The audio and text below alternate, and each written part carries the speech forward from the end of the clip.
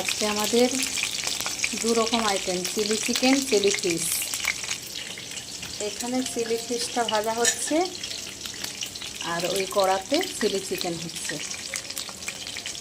রান্না করা শুরু করে দিয়েছি। তোমরা কি করছো বন্ধুরা? এখন চিলি ফিশের জন্য পেঁয়াজ আর ক্যাপসিকামটা ভাজা শুরু করে দিয়েছি। এখানটায় হচ্ছে চিলি ফিশ হচ্ছে।